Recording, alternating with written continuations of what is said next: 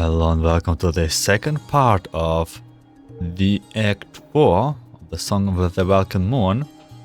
Oh god, in the last part we did found the what moves the Rerir, the Rash of Solnari, what happened to him, and also found that Moon Marrow's some kind of portal, maybe dimension, some getaway. Something like this. I kinda not quite understood from the word cutscene that we had. So now we have to leave this place. That's at least what here stands. And see what happens next.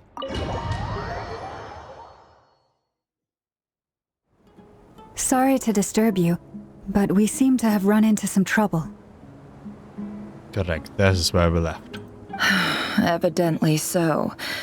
Don't worry, I'm not about to leave you to fend for yourselves. I'm not that kind of boss. And it would go against the Curatorium's labor policy. I'm sorry? What did you hear me say? I wasn't talking about labor policy. Wait. How long have I been standing here? Not long. You just appeared by the door a moment ago. Huh? Boss, what's wrong? You look like you've seen a ghost. We've been tricked. We never left at all. Somehow I hallucinated that whole scene back inside the office. Hallucinated? But how? How indeed. This place should heed my will alone. All thoughts and actions that occur in here are just a result of pawns moving across the chessboard in a carefully calculated manner. And nobody has access to this chess set but me. Until now, I guess. So you control everything in here? More or less. But yes, it's a special technique of mine. Has anything like this ever happened before? Traveler is talkative. Only once. It was the first time I used the chess set. Is there any similarity between what happened then and what's happening now? I suppose my thoughts are a little turbulent, which was also the case my first time. Is there anything I can do to help? The first clause of your contract clearly states that I only need your help with things that I'm too lazy to do myself. Meaning, you're not feeling lazy right now? Meaning, this is not something Yehoda can help with. The chess set is a personal treasure that I alone understand. I must be the one to find our way out of here. Boss, it's fine. Really. Let me do something useful. Oh, listen to you. Whatever would I do without you, Yehoda? What? Really? Yes, really. Where would I ever find another employee as obedient and servile as you? God forbid anything ever happens to you. Oh, okay. Well, anyway, I was thinking of fetching some water. There's gotta be a source around here somewhere. I suggest everyone finds someplace comfortable to take a rest. We gotta conserve our energy. Even though all this chess malarkey doesn't exist in a physical sense, mentally speaking, it's all real. And so is our tiredness and fatigue. You don't want to dismiss mental fatigue. Just because it isn't physical doesn't mean it's any less serious. But anyway, I got your backs, so don't worry about a thing. Don't I have the best employees?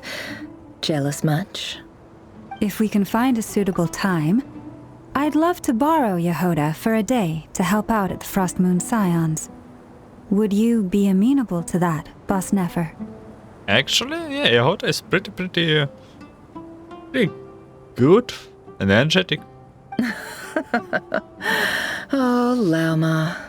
Have I ever told you just how pretty you are? Beauty runs from the tips of your antlers to the depths of your imagination. That was straightforward. Time to rally, everyone. Follow me. As we continue our journey, the same rules will apply. That means stay focused and no talking no matter what we encounter. And don't disturb the chess pieces. You have my word that I will get us all out of here.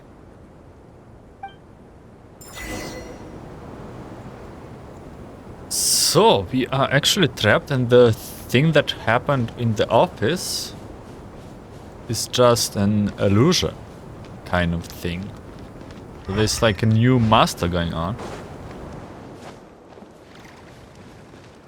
Wait, we are in Sumeru. I recognize the song too. This place looks familiar. That's not a good sign. There's someone up ahead. Time for a little chat. We're definitely in Sumeru. I wasn't expecting visitors at this hour. Wait, is that? Oh, it's him. There you are! Sinue's been looking for you all day. I think he has some news for you. Oh yeah? What were you doing just now, Uncle Retinue? Hiding away some more loose change? I know I saw some Mora. Wait, it is young Nefer. It's her memory. What do you mean loose change? Oh, come on, I'm too old for this. Just pretend you saw nothing.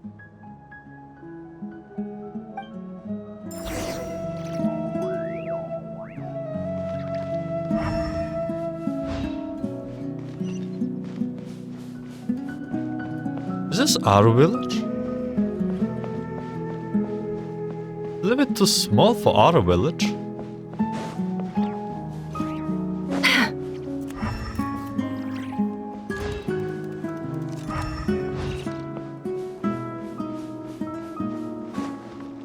Hey, kid. Mind telling me what Sinuhe's been up to recently? I'm trying to get in his good books and I need a way in. Get in his good books? Why? What do you want with my dad, Uncle Apepi? I've written a new song. I was hoping to showcase it at the next festival, but I'll need his approval. A new song, huh? I'd love to stay and listen, but unfortunately, Uncle Retinue says my dad's looking for me. Well, there's plenty of time and I'm not going anywhere. See that pile of stones? I'll be sitting there warming up my vocal cords. Come find me when you're done. Pile of stones. Got it. We even look from very small perspective.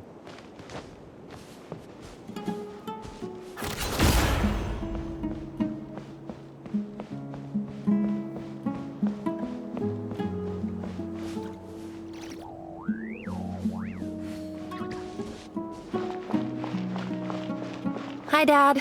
Uncle Retinue said you were looking for me. Ah, there's my little princess. If you'd gotten back just a little sooner, you could have shared the spoils of war with me. Spoils of war? Who were you fighting against, Dad? It was just a figure of speech. The aftermath of a sandstorm is no time to be waging war. I was talking about our war against thirst.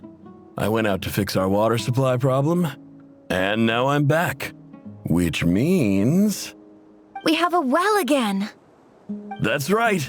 I found a new one and brought back as much water as I could carry. It should last us for a good while. If it wasn't for these blasted sandstorms, our wells wouldn't be caving in. You wouldn't be spending all your time out searching for new water sources. As the chief of our tribe, I'm supposed to be leading us out of hardship and poverty, onto better things. You know how prosperous our ancestors were. I've told you all the stories. And look at us now, squeezed into these hovels. No one would choose this, if it wasn't for the endless wars over the years. But things are looking up. I started working with some folks from the academia a few months back. They gave me some contacts in return for my assistance in the desert. So you're the academia's helper now? Special ambassador, they call it. Think of it as a partnership. It's nothing bad, okay? We've been isolated here in the desert for too long. Seeking opportunities elsewhere is the best thing for us, and the fastest way to progress. So, do you get anything good out of being a special ambassador? Of course. My luck's improving all the time. One day, I swear I'm gonna lead us out of this place. We'll find somewhere new. Somewhere better. Let's see if this will be true.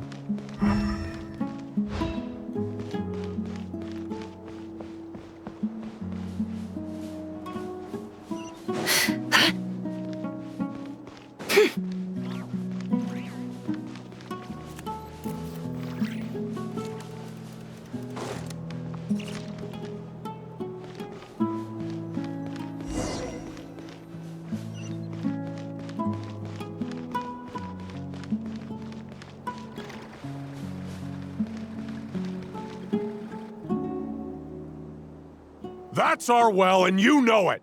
You stole from us. Well, you've gone from chief to thief, and now you have to face the consequences. Did you really think you could take our water without permission and get away with it? You're either brave, stupid, or both. And that special ambassador act? Yeah, nice try. We spoke to the academia. They said it was all news to them. You're a liar and a cheat.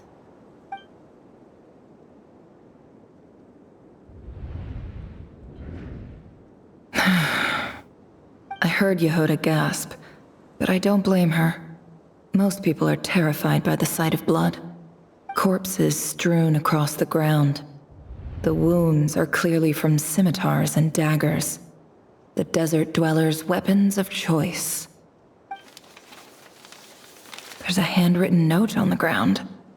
Let's see what it says. Halil, this is Sinuhe, chief of the Shimti tribe. Surely you remember me. I was the one who helped you and your colleagues avoid the quicksand in the desert. This is my second time writing to you. I assume my last letter must have gotten lost in the mail, as I didn't receive a reply. I hope this one makes it to you safely. I'm writing to you because I need some help. That sandstorm the other day completely blocked up our well, forcing me to look for another water source in Iab and Unut territory. It was a matter of survival. Praise the gods. The well of the Iab tribe was intact. It was my last resort. I drew what water I could and left, but not without being spotted. I fear they will retaliate. You told me to write to you if I ever needed help. You said you'd be my ally in the academia. I urgently need you to formally recognize my title of Special Ambassador and send some of your people to assist me for a few days. It's the only way I can convince them that this was the Academia's decision and prevent them from retaliating. This is an emergency. Please send help as soon as possible. Looks like this letter never got sent. The writer died a grisly death, and the letter was trampled into the ground. It's badly defaced. Some parts are barely legible. What a ridiculous lie the surviving Shimti tell. Their whole village was butchered over a sip of water.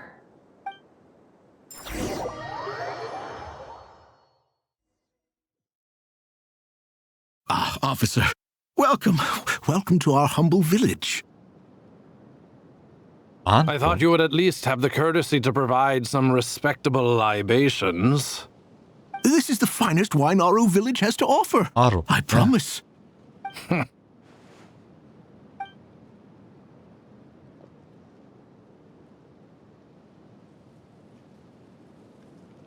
The Academia has agreed to reserve a single space for a candidate from your village. But I remain skeptical of this entire endeavor. I highly doubt anyone in this desert possesses serious academic potential. Please, have faith. If not in us, then in our God. The child we found shows great promise. I beg you, take her away from this place. Give her a chance. Don't let her talent go to waste. I don't recognize her. New arrival? She showed up here a few days ago and we took her in. She's a really bright kid. Please help. I'm begging you. So, where are you from? Nowhere special. Just a sand dune.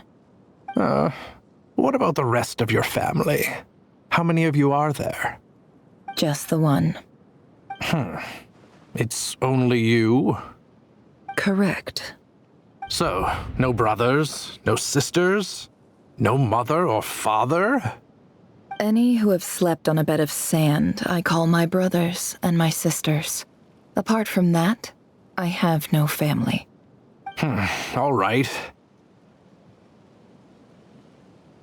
Get over here. Sign your name on the form.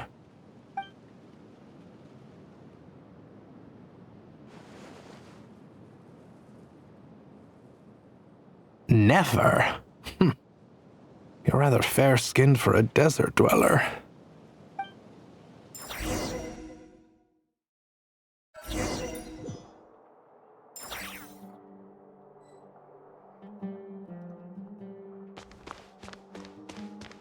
And we are at the academia.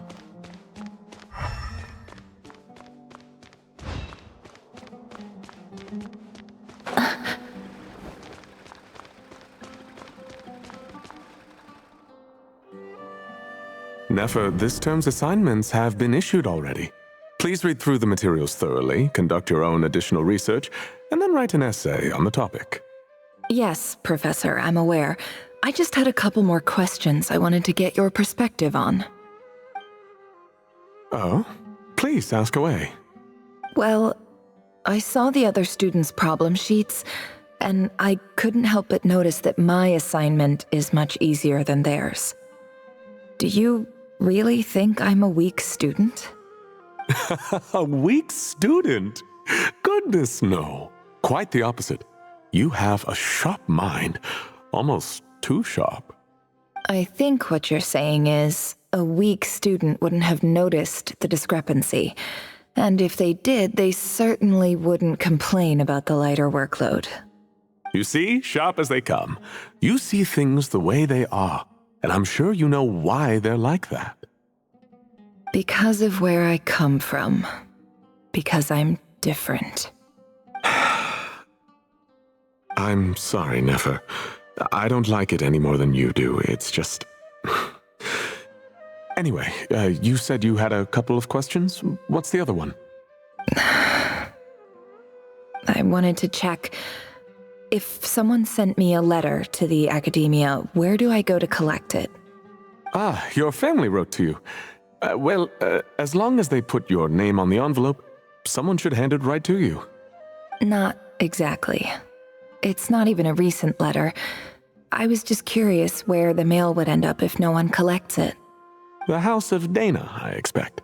I know there's a box for unclaimed mail somewhere in there, probably sitting on a shelf. Whatever you're looking for, that'd be the place to start. Okay, got it. Thank you, Professor. Oh, don't mention it. Honestly, I feel like I failed you. I'm supposed to be your teacher, but I haven't taught you anything. Hey, don't say that. You're a great teacher, and you do your best for all your students. But the rules are the rules. You're not allowed to teach students like me. It's not just the academia either. The whole world bends over backwards for the successful, and leaves the losers to suffer and die. Oh, my dear child. Don't tell me you've given up on life already. I haven't. I just think that if you want to make it in this world, you have to find a way to become successful.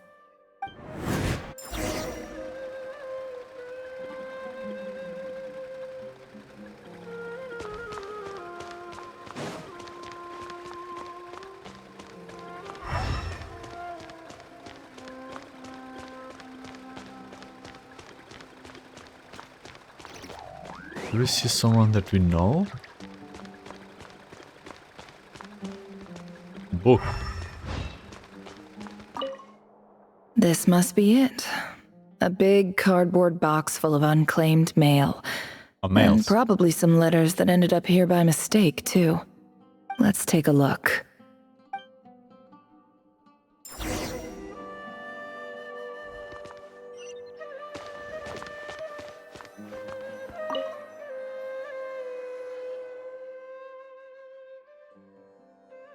Okay, that's very familiar. We're doing this again. A dilapidation survey from Port Ormos. Looks like it's from a Core of 30 representative. What a strange thought. A bunch of mercs losing sleep over rundown buildings. This one was never even opened. I guess the recipient didn't care what the Core of 30 had to say about anything. Who was it addressed to? I don't recognize the name, but it must have been a Kasharawar professor.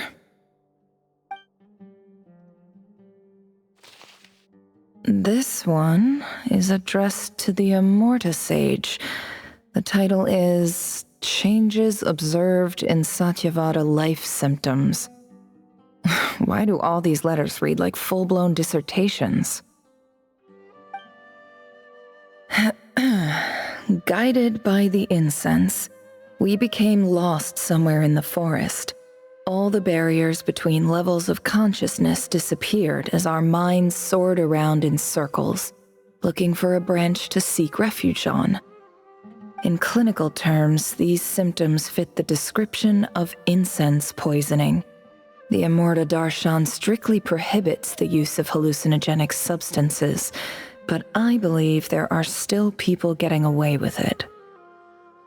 For example, my neighbor who always breaks out into song and dance after using incense. This seems like something the academia would want to know about. Why wasn't it collected? Wait, what's this written on the back? It's so small. The note says, "The sender authored this letter while under the influence of mushrooms. I would send it back, but no return address was provided. Stamped by the Grand Conservator of the House of Dana." Well, would he know this? This next one is addressed to Grand Sage Azar. Hey, we know that guy. A few words of protest regarding recent changes in Sumeru's educational policy. In recent years, the academia has taken on a small number of students from the desert region, as per the policy to this effect. However, it appears to me that these students have not, in fact, been provided with educational opportunities that are, in any meaningful sense, equal to those enjoyed by their peers. As well as receiving dumbed-down assignments and perfunctory tutoring, they do not even have full access to the Akasha system. It's probably a good thing. Education is the fundamental purpose of this institution, which should go without saying in a nation whose founding virtues are knowledge and wisdom. I ask you, is the lip service we pay to the policy of education for desert students truly the standard of pedagogy to which the academia aspires? As Grand Sage, policy decisions are your prerogative. But do not forget your roots. You and I were once students too, as was everyone else in this institution. I do hope you will give some serious attention to this matter. I encourage you to discuss issues like this with myself and others, and listen to some alternative opinions. Great letter. Shame it didn't get to where it needed to go. And the sender is... Sage Cyrus of Spantamad. Hey, we know that guy too. I didn't realize anyone else even knew how bad students like me have it in this place. So this is where letters from the Sage of Spantamad end up? Nice one, Grand Sage. Really enlightened leadership. Whatever. This isn't what I came here for. Moving on. I'm not exactly holding out hope that a letter sent from the desert would even make it here. But if it did, where else would it end up if not in this box? I can't believe how much discarded mail there is. Must have been years since someone last went through it all. And this is just one box. The whole house of Dana is boxes on shelves. I don't believe for 1 second that any human being has sat down and read through all the documents in this place. Who has that much free time on their hands? Wait, could this be it?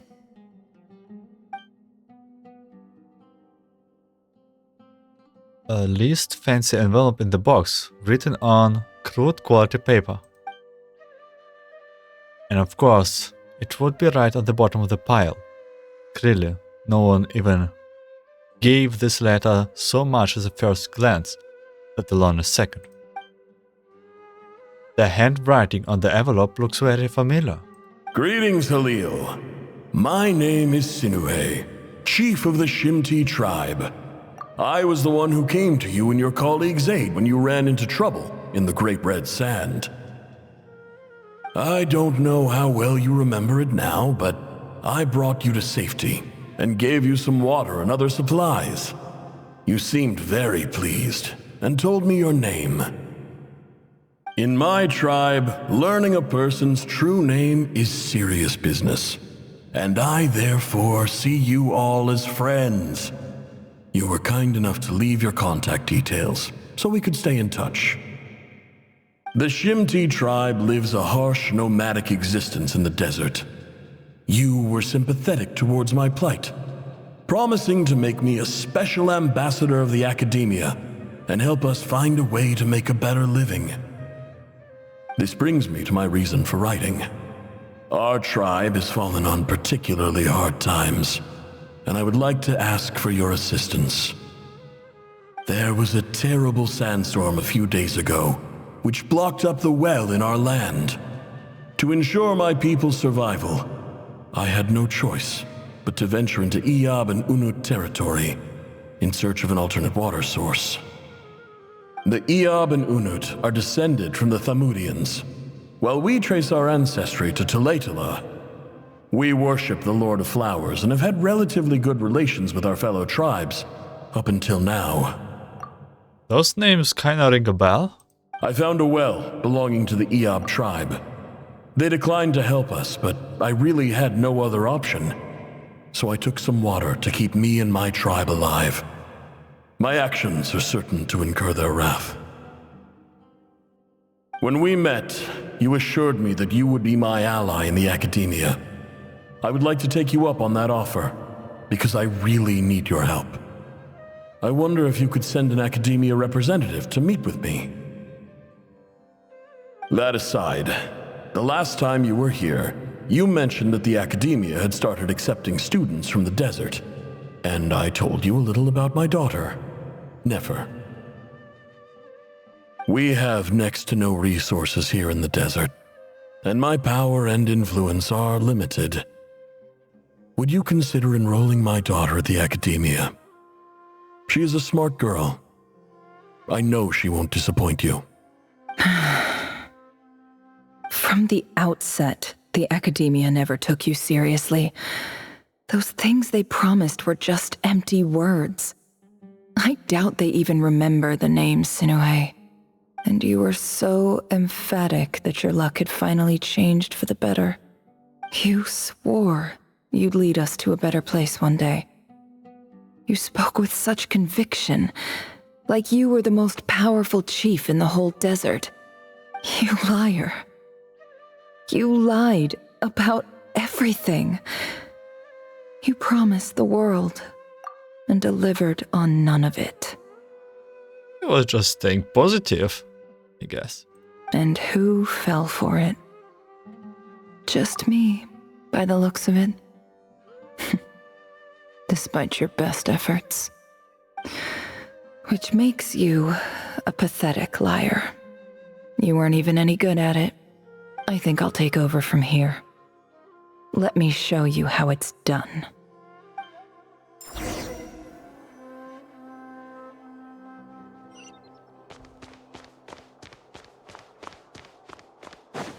Okay.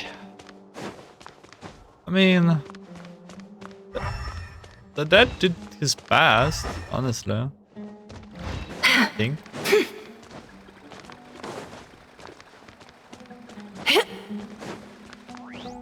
Maybe he should not have trusted an academia person, but who would know? Oh no. Okay. I just came to say goodbye.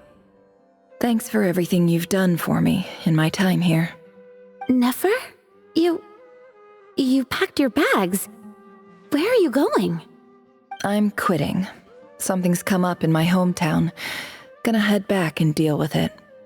Huh? But this was a hard-won opportunity for you. You know that better than I do. It was, but it doesn't matter. I have more important things to deal with, and they can't wait. Oh, and I didn't want to overfill my bags, so I left some incense on your desk. What's wrong? I thought you liked incense. Although, I did read somewhere in the House of Dana that it has hallucinogenic effects. Don't use it all at once, all right? Isn't this the stuff you brought from your hometown? You're just letting me have it? But you said it's a rare and valuable commodity. Yeah, about that. I lied. It's not rare at all. There's this bunch of ruins near my hometown that are practically overgrown with this plant. It's not worth much. Keep it, it's fine. But Nefer... All right, that's all from me.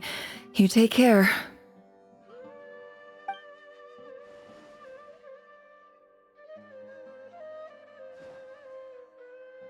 Don't forget me, okay? I mean, we're more than just classmates, right? We're friends. Yeah, I'll remember you. I lied again. That incense is worth a fortune, and it's a rare find even in those ruins.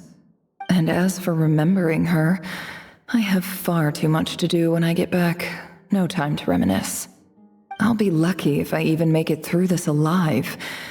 But either way, I expect I'll forget you pretty quickly.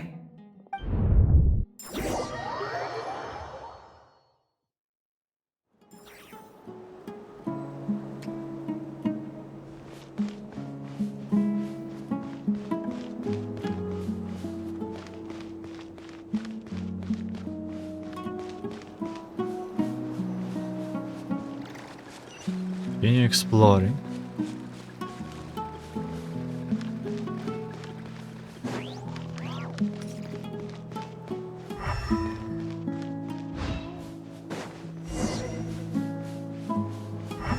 So we're back at the tribe? No, wait, this is the other tribe. Our tribe doesn't exist anymore.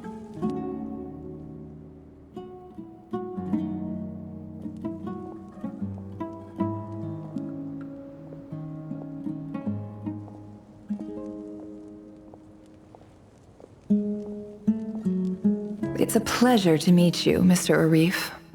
So, what does the Academia want? Since they've sent their special ambassador, I assume there's a big business deal to be made. If not, I'd be very disappointed. Please, sir, lower your blade. You're lucky I'm the one they sent.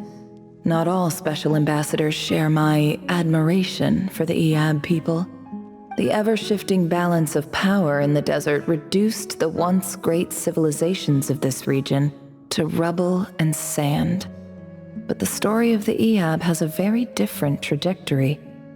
Others grew weak, but you grew strong, beginning in obscurity and moving to prosperity. You're the only ones who defied the trend. Huh. So, you do know who you're dealing with? This well is the perfect symbol of your strength, is it not? It used to belong to the Unut, but it looks like you have control over it now. You're not wrong. But I'm sure you didn't come all this way just to flatter us. Of course not. I came to bring you some very good news. Some information that recently came to light, which might just be your ticket to freedom. Records uncovered by the Vahumana Darshan show that a certain well currently under Eab control is built on top of some ancient ruins. These ruins are of great archaeological interest to the Academia. I checked the map carefully on my way over here, and I'm confident that this is the well in question. The Academia is offering 50 million mora in return for excavation rights. 50 million? No, wait. If these ruins are as important as you say, 50 million's a little low, don't you think? Don't get greedy, Eab. We know far more than you think. We know that you seized this well by force. Wasn't that the first step in your rise to power? To drive away the Unut and steal their water supply? So what if it was?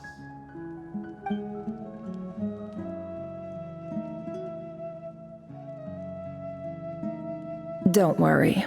As unscrupulous as it was, it's something we're willing to overlook. The Academia is only interested in dealing with the de facto power holders in the region. I hope I am making myself clear.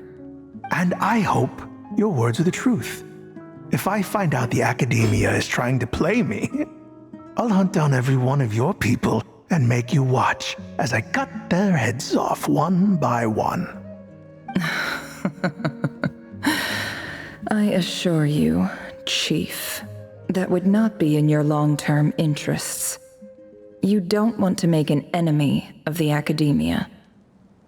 Desert is such a cruel and bloody place. You see how I'm dressed, don't you? I appreciate that you've never been to the rainforest, but surely even you recognize an ambassador's attire when you see it.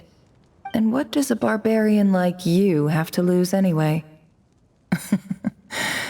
You really think the Sumeru Academia would bother to come all this way just to lie to you? We have more important things to worry about. All right, I take your point. The Academia is the highest authority in the land. I'm sure you're trustworthy people. In that case, we have a deal. We will sell you the excavation rights. I'd like to thank you, Ambassador. This is good news indeed. Excellent news. In fact, it calls for a celebration. Would you do us the honor of staying a while and enjoying some Eab hospitality? Gladly. I am partial to wine myself, and I trust you are as well. So let's indulge in a few drinks together, in celebration of this momentous occasion.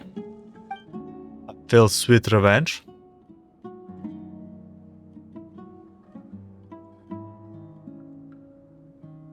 Shocking news after the next day. Chief! Chief, it's an emergency! It's the Unut. They've taken the well. What? Oh, and she was by the Unut to disturb. Oh my god, so she set them up against each other. Well, don't just stand there, take it back! Yes, Chief. I have every confidence in the Eab's military superiority, and yet... What is it? The Unut's response was alarmingly fast. The day after we reach a deal, they seize the well. This can't be a coincidence. Perhaps there is a traitor in your midst. I don't think so. I am obliged to remind you, Chief, that the Academia will only deal with the de facto power holders. If you cannot regain control over the well, I'm afraid you won't see a single mora of that 50 million. She's playing him right, like on the table. No! Please, Ambassador, just give me some time. I swear the Unut will not get away with this. That well is ours, and so is the mora. Glad to hear it. I will wait here for an update. If there is a traitor, I will find them. In the meantime, make yourself at home. I'll report back as soon as I have an update. Much obliged. Wow. All it took was a few words and I've got him wrapped around my finger. What an amazing feeling. So, in summary, Ambassador, the Academia would rather negotiate with our tribe instead of the Eab, yes? The Eab are ruthless murderers who don't listen to reason. And now they have the gall to interfere in our research projects in the desert region. So let me ask you, Chief, if you were the Academia, what would you do? Kill them all, of course. Precisely. The Academia does not tolerate those who stand in our way. The Eab have held back our academic pursuits for too long, and our patience is wearing thin. At the same time, there is simply no way that the Academia can be seen to be intervening in desert affairs. I'm sure you understand where I'm coming from. We have our own rules out here. If the rainforest dwellers raised arms against a desert tribe, it'd start a bloody war. Right. We can't confront them ourselves, but we can support their enemies. The Unut have always had strained relations with the Eab, which makes you our natural allies. Natural allies. Weren't the Eab your allies once? You were quick to send them after us to protect your interests back when we stole that water. And now look at you. You're at each other's throats. Let me be clear. The Academia wishes to collaborate with the legally recognized rulers of the desert in this matter. We are asking for excavation rights to that well, and our offer is 50 million mora. Say no more. I believe we have an understanding. Good. Then I suggest you get to work. Get us access to that well, and the mora's yours. You see, Dad? Lying is easy when you know how. People will believe anything.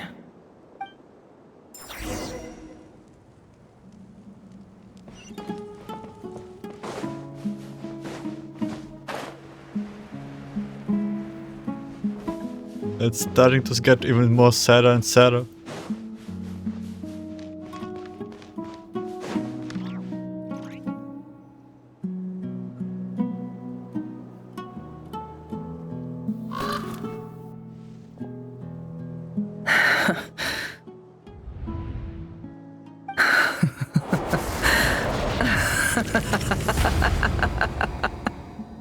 Look at yourselves.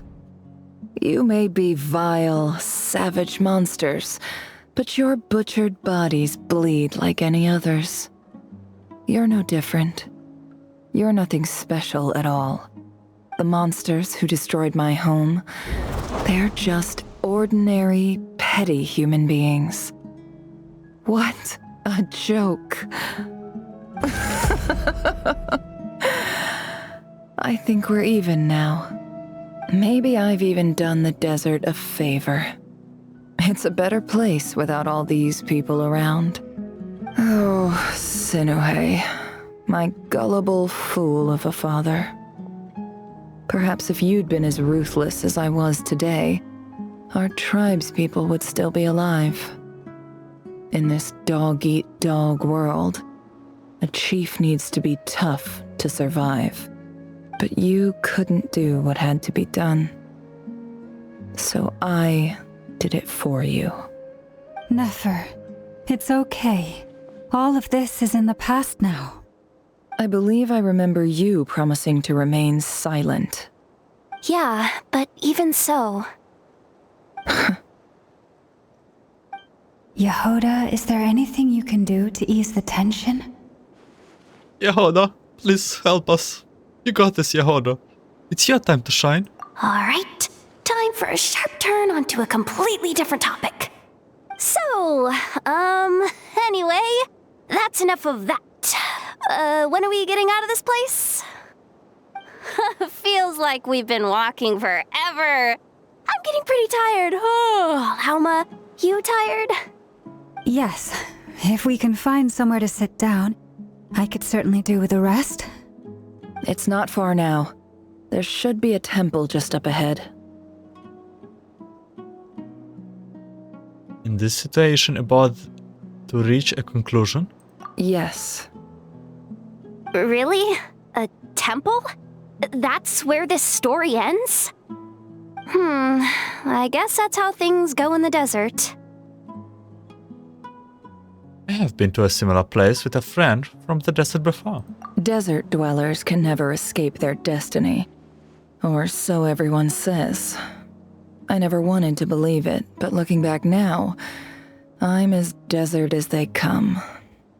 You mentioned a temple. What's waiting for us there? My biggest trade secret of all.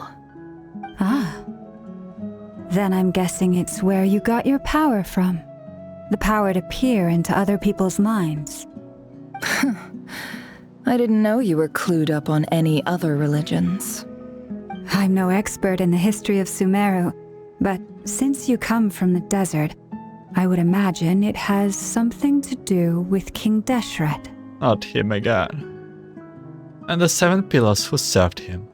Sounds impressive. I have some friends with connections to the stuff. Yep. Ah, I know who you mean. General Mahamatra Sino. The spirit of Hermanubis dwells within him. That's Boss Nefer for ya. She knows everything. Sino's hardly a figure of obscurity, but I know about Sethos too.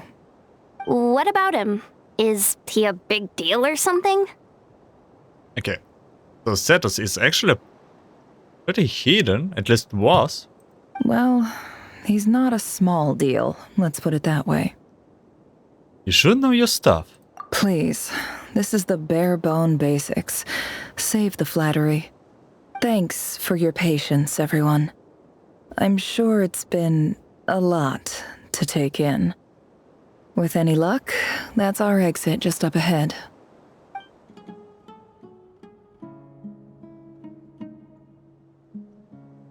Small excursion to Nefer's Pass. I feel like this could be a story quest. Like this is what usually you will see on the story quests. I guess they are like more implemented into the story itself.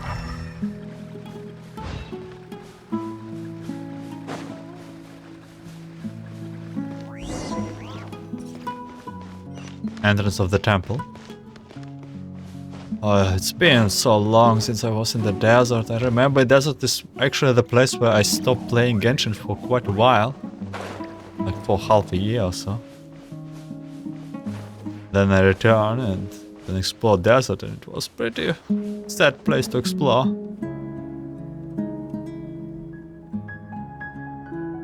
Just look, Temple of Silence. Uh-oh. Maybe not? Uh-oh. I'm totally out of my depth here. I don't have anything to add about any of this stuff.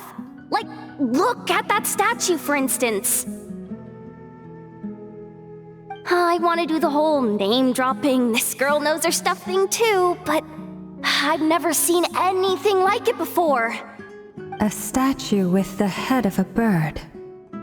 Looks like something out of King Deshret's mausoleum. That's Thoth, the Ibis King, one of the 7 pillars of King Deshret. The legends say that he, the Crocodile King, and the Goat King were the 3 retainers of King Deshret. Let's take a look. Not.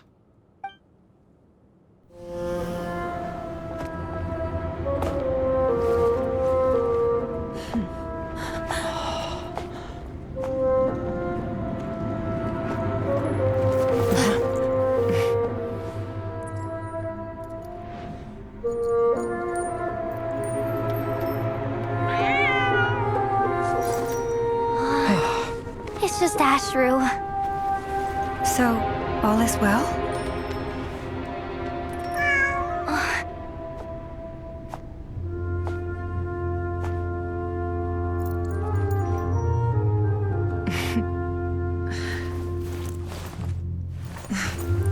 Typically speaking, at this point, the world disintegrates. Then we find ourselves back in the outside world. Besides, these are my memories. There's nothing to fear. You're sure? Of course. It's almost over.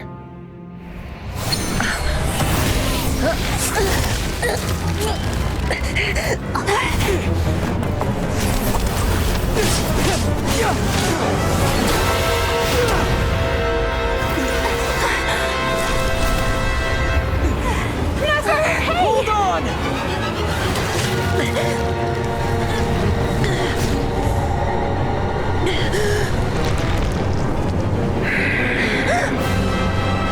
Knowing too much is always a death sentence. Speak for yourself.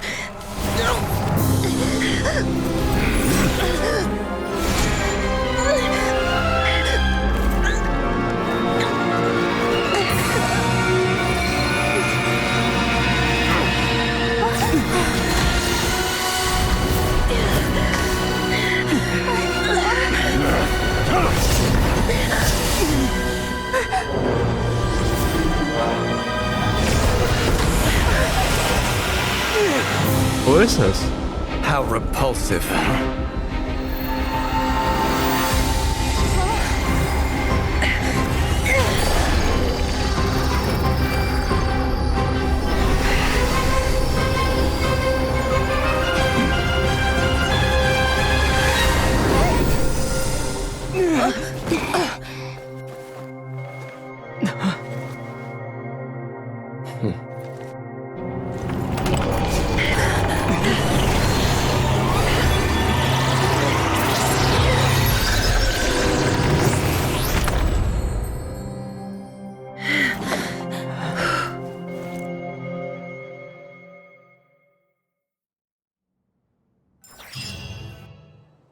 That was close. Timed that pretty well, didn't I? You certainly did. Thank you. It's okay. I'm just glad no one was hurt. Paimon noticed you doing something too, Dainsleif. Were you helping get them out? Of course. When I asked Nefer to conduct this investigation, I was not naive to the dangers involved. I had a duty to ensure your safety. Good to know your sense of justice is still intact after all these years. I take that to mean that you saw the truth. That comes as a great relief. I certainly did. And thanks to your help, I also managed to trap Rerir inside the chess set. Whoa, really? How'd you manage that? Well, to be honest, I sensed that something was wrong long before we made it to the temple. By using this fragment to probe into Rerir's past, well, the monster formerly known as Rerir, it seems I alerted him. I was tracking him, then he caught on and started tracking me too. Can't say I'm surprised. But how did he track you through your thoughts alone? That shouldn't be possible. Rerir was a secret agent who reported directly to the Vinster King. He is an expert at finding a trail and hunting down his pursuers. No wonder. He infiltrated the chess set, read my thoughts, and built a new virtual chess set inside of it. That's why we weren't able to leave at first. Speaking of your chess set, it's quite a remarkable item. Would I be right in thinking you have some connection to King Deshret? You overestimate me. I only have a connection with one of his underlings, the Ibis King. You all saw how this came to be. A long time ago, the Iab massacred my tribe, the Shimti, in our home village. A few years later, I enrolled in the academia, where some new information came to light. The Unut and the Iab fought a bitter battle over the rights to a well, all for the sake of a non-existent 50 million mora. The Iab ultimately won that confrontation, but their victory came at the cost of almost every warrior in the tribe. The final blow to the Iab came at the victory feast, when an Unut assassin beheaded their chief right before my eyes. The remaining Iab fled and have been scattered to the winds ever since. Having gotten my revenge, I returned to my hometown, where to my surprise, the nearby temple was still standing. There it was, seemingly immune to the relentless hostility of the desert, while my tribal home lay in ruins. As I stood there gazing at the temple, I noticed a cat just outside. This cat, as it turned out, was home to the spirit of the Ibis King. He led me to a gate deep inside the temple, and there he made a deal with me. This chess set is my gift from the Ibis King. The chessboard within is made to the same specifications as the one in the mausoleum of King Deshret, and represents his power of piercing analysis. With this chessboard in its container, I gained a certain ability to perceive hidden secrets. Now, you could conclude that the Ibis King simply wanted to give the people of this world the power to seek the truth, but I don't believe that's the full story. Every god plays favorites. Their hearts are as fickle as any humans, full of secrets, perversions, egotistical tendencies. But precious few gods are willing to admit this. It is the same with all powerful forces, including fate itself. Their gaze falls preferentially upon a select few. As you rightly point out, this is an act of favoritism. If you're alluding to the Abyss, then yes, I agree. Gather the others. It's time to share everything I've learned. Before long, the group is gathering in the office.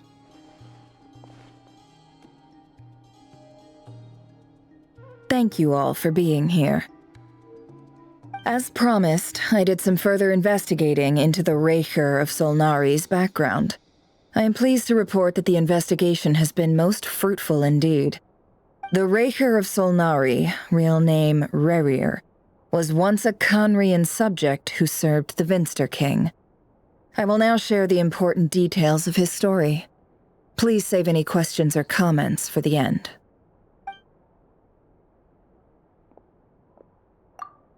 Nefer narrates Rerir's backstory to the group. At the Vinster King's behest, he gathered intelligence and assassinated descendants of the Crimson Moon dynasty, unwilling to take down his beloved Thorlindel, who was secretly of Crimson Moon's heritage. He then got dragged into court politics.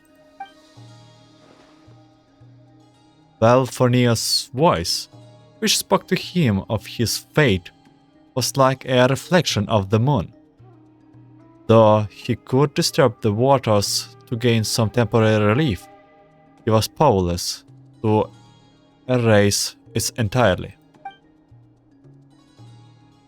It contracts Rerir's own life was a reflection of a broken moon. Once the stormy wind of fate blew across the water's surface, it was utterly destroyed. Thorlindis smuggled away a piece of the moon before disappearing through that mysterious portal. It was passed down through the ages, finally falling into the hands of the Nefer. But what lies on the other side of that portal?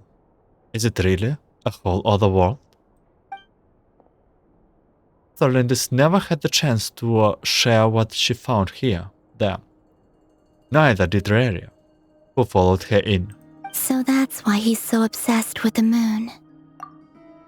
A tragic tale, to be sure. But it does not excuse his many transgressions. No matter how much Rerir suffered in the past, the fact remains that he is what we know today as the Wild Hunt, wreaking havoc upon innocent lives in Notcry. He becomes more dangerous with each passing day. If left unchecked, it is simply a matter of time before all of Tevat suffers the consequences. This is a threat that the Knights of Favonius cannot ignore. A question for Miss Columbina. Forgive me if this is presumptuous, but have you ever seen the spatial gateway that appeared in Rerir's memory? Never. But I have heard stories of something called the Moon Gate, and this seems to fit the description. Miss Lama, any thoughts on this? In the lore of the Frost Moon Scions, the moon is believed to hold many secrets. Some sources speak of ancient knowledge, others of a gateway to the unknown. The term Moongate is one I have heard before, but as is the case with all of our legends, there are no records of any first-hand witnesses. We cannot know whether it truly exists. Then back to Miss Columbina. As a moon goddess yourself, do you have some idea of where the Moongate leads to? Not at this stage, sorry. I do hold the power of the Frost Moon, and my strength is recovering well.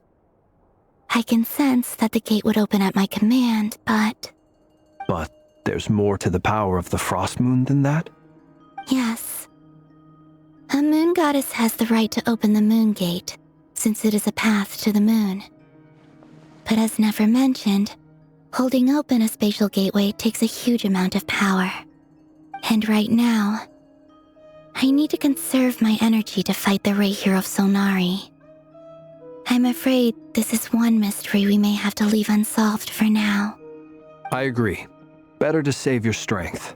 But if you'll humor me for a moment, I have a bold conjecture of my own regarding the world beyond the gateway. I highly suspect that neither Tholindis nor Rerir made it through unscathed. The evidence pointing to this is the fact that the Rerir of Solnari exists in the form of countless fragments. With the abyssal power he wields, no ordinary foe can touch him, let alone tear him to shreds. And yet, the wild hunt proliferates wherever his scattered fragments lie, drawing hordes of monsters to many different locations across the land. So your theory is that Rerir was physically torn to shreds by some powerful force? Hence, why the wild hunt is a distributed phenomenon, rather than a unified one? Makes sense to me. Explains why the wild hunt is so pervasive, and why he's been trying to piece himself back together. He was whole to begin with, and he wants to be whole again. Without the power of the Abyss on his side, he almost certainly would have perished the moment he was torn apart. But the Abyss, much like a curse, has kept him alive. I could not agree more. The power of the Abyss is most surely a curse.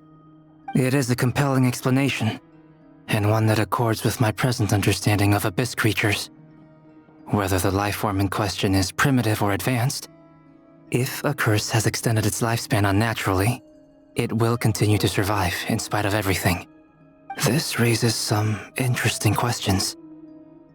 I will run some experiments and see if there is any validity to my suspicions.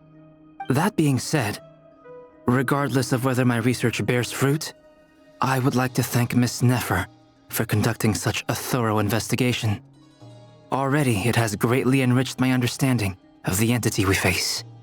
My pleasure, Mr. Albedo. I too hope that the information I have shared today proves useful as we look to formulate the next stage of our plan. Hey! What is it, Dainsleif? You look really upset! It's just... when I think of the man I once knew as Rerir, I struggle to understand why things had to turn out like this. The two of you used to be friends, didn't you? I don't know if these words will bring any comfort, but my heart goes out to you. Mine too. We can never know all the hows and whys of the way things are. The moon and stars are full of untold secrets and lies, and the skies are host to many more mysteries than these alone. Yet, none of that can begin to compare with the complexity of human life. A big group hug for Dainsleif. Those are the first comforting words I've heard in a long time. Thank you both. Well, I think this is a good place to end today's meeting. I'm sure Nefer needs some time to recover. She's been through an awful lot today. That's very thoughtful of you, Lama. Of course. Sounds good to me. Take some time to rest and digest before we reconvene to nail down a plan.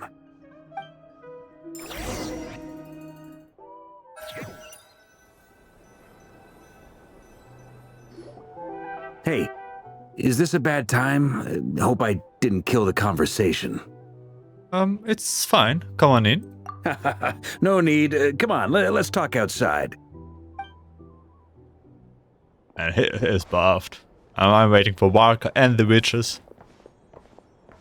I see his animal. Anyway, Nefer went back to the curatorium to get some rest. But before she left, she shared some things with me that I thought you should be aware of.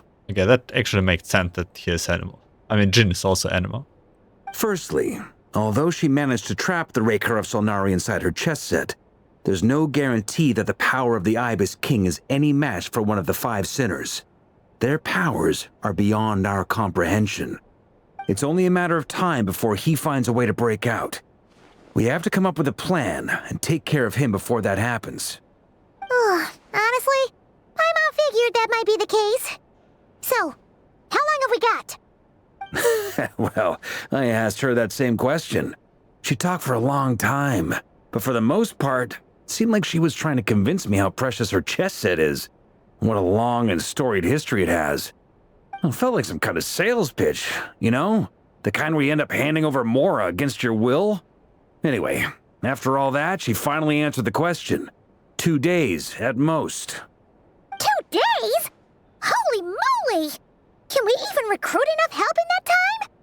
That remains to be seen. Which brings me to the second issue. Dainsleif is obviously conflicted about this whole thing. But given how little time we have, there's no way we can pull this off without his help. You have some history with him, right? Do you think maybe you could talk to him for us? I will see what I can do. Great. I appreciate it. All right, on to item 3. So, Albedo, Durin, and I put our heads together and came up with a plan. Can't promise it's gonna work yet, but at least it's a start. We figured we'd bounce the idea off you first. We'll explore it further once everyone's recovered. Oh, please, ask away. Oh, Paimon's dying to hear this. All right, so here's what we're thinking.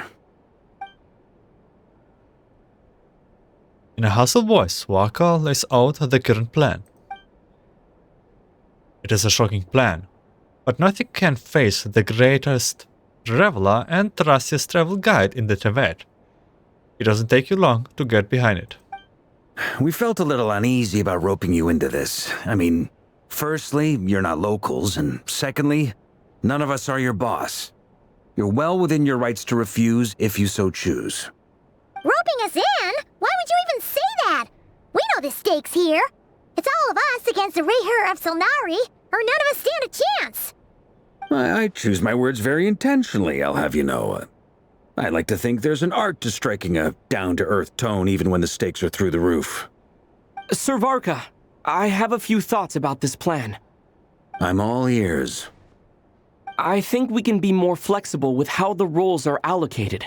In my view, the most sensible lineup would be like this.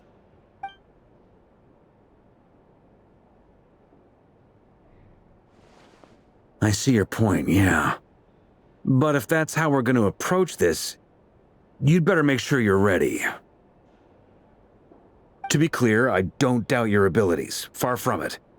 I just want to make sure. Are you really willing to take all this on? I want to do everything within my power. The Rerir of Solnari is a truly fearsome opponent, and if I do my part, it'll greatly reduce the risk for everyone else involved. Well, that tracks with what I've heard. Jean's mentioned in her letters that you're so diligent it's almost abnormal. As in, most people weigh up the risks and rewards in situations like this. But you seem to just march towards danger without a moment's hesitation. Of course, everyone appreciates a fearless pioneer. But all that aside, I'm the Grand Master of the Knights of Favonius, and you're our honorary knight. I want to make sure your courage doesn't come at the expense of your safety. Thank you, Sir Varka. I should be the one thanking you. It means a lot to have you on board. I'll give some serious thought to your suggestions. Walker gives a very knightly bow and says he will see you at the hotel again later. He has arranged for everyone to meet and finalize the plan of action.